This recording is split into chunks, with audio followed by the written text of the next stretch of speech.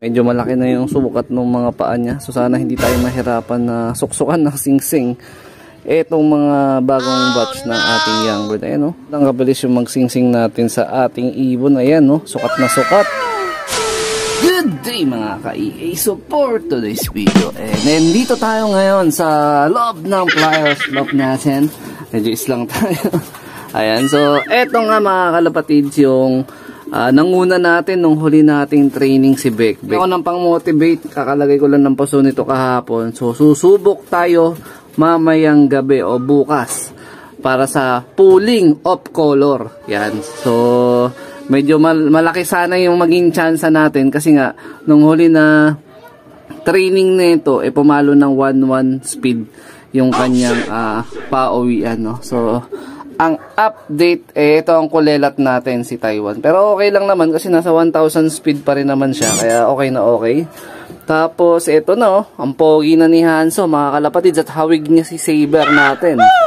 Yung dati nating kalbayog finisher natin na hanggang ngayon, umaasa tayo na uuwi pa siya. So sa second race nga nawala yun si Saber. So sana ito, yung half sibling niya, kapatid niya sa nanay, kapatid niya sa Alphonse, sana maging maganda yung performance niya. Sa parating na race naman niya, yung pagkakataon niya which is sa South, nakamakarturing nga natin to si Hanzo.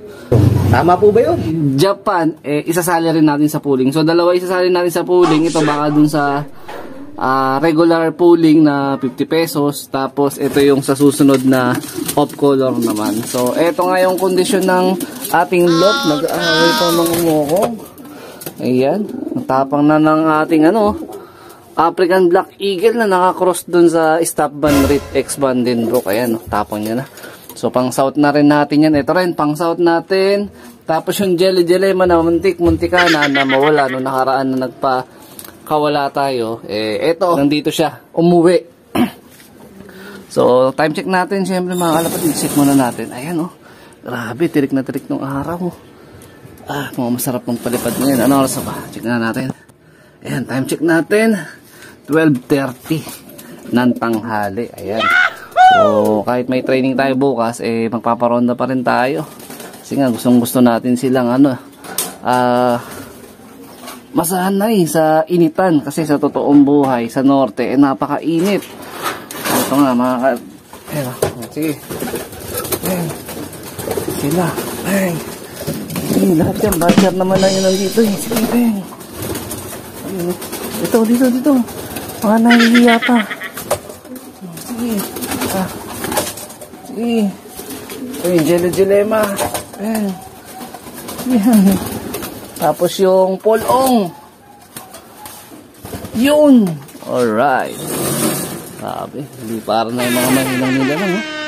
Bali siyam sila lahat dyan mga kalapatids. Ayun Bang. Hataw na hataw sa lipad. So tuwing day off ko, Merkules, saka lang sila nakakaronda ng 2 beses sa isang araw.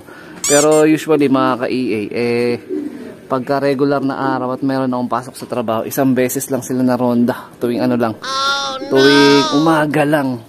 Kaya ito, kailangan sulitin natin yung oras na kasama natin sila para matutukan. Kahit meron tayong loading bukas, ito, paronda tayo. Yun, raging na yan. Maya-maya, lalayo na yan. So, babalikan ko na lang ulit kayo maya-maya. Update tayo mga ka-EA. So, oras na para singsingan natin yung huling batch na papisaan natin dito mga kalapatids. Ayan, medyo malaki-laki na. So, shoutout doon sa tropang kalapatids natin na nag-direct acquire nga nito. At next mate pa ang kanyang kinuha. Ayan, medyo hindi pa masyadong kita yung kulay. Pero siguro mga after lang ng mga ilang araw pa, ilalabas na yung pinakaganda ng kulay ng mga young birds. So, ito, eksakto. Kaya medyo na-delay ako ng konti sa pag-sing-sing dun sa ibon. Kasi meron nga akong inaantay na dumating. Kasi ito isising-sing natin sa kanya. Ayan. In-order pa natin to kay Sir Boss Eddie Noble sa MMFC. Meron silang Shopee store dyan. So, nagbibenta kasi sila ng oblong na na PHA na ring. Ayan. So, dito tayo kumuha. Meron tayong 15 pieces. Ito isusuksok natin doon sa young bird na in-acquire sa atin ng tropang kalapatids natin. Ayan. So, next month pa yan ngayon pwedeng harvestin, mga October 15 or 18 pa. Ayan. Gagamitin niya atang stock bird. So tayo, actually meron ako dyan commercial ring na na rounded, pero sabi ko nga para mas astig naman tingnan. Ayan 15 pieces lang muna yung kinuha ko. 25 pesos to kila Boss Eddie Noble. Ayan. So page A na oblong 2024 na singsing. Ito yung susuksok natin. Ayan, mukhang nakasi-realize naman Saktong-sakto to dun sa young bird na sisingsingan natin. A few moments later. Eto na mga ka-EA, medyo malaki na yung sukat ng mga paa niya. So sana hindi tayo mahirapan na suksukan ng singsing. Etong mga bagong batch ng ating young bird. Ayan mistisahin to Off color white flight. Tas ito, tingin ko magbo-blue bar lang to o checkered. Ayan ito off color, napakaganda ng kulay. Tapos ayan, dumumipas siya. Ayan. So oras na para singsingan natin to. A few moments later. Siyempre, ganun lang kabilis yung magsingsing natin sa ating ibon. Ayan, sukat na sukat. Ayan, saktong-sakto pa pala. Di tayo nahirapan. Kulay blue na PHA ring na yung sinuksok natin. Commercial ring lang yan, pang old bird. Pero maporma tingnan kasi nga is oblong. Tapos kulay asul pa at the same time PHA pa.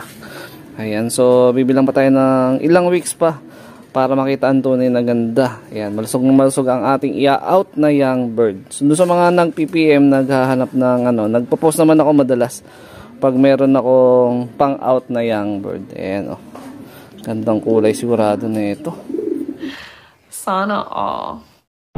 So, kamusta na kaya yung mga pinaronda natin sa labas? Ito na wala pa.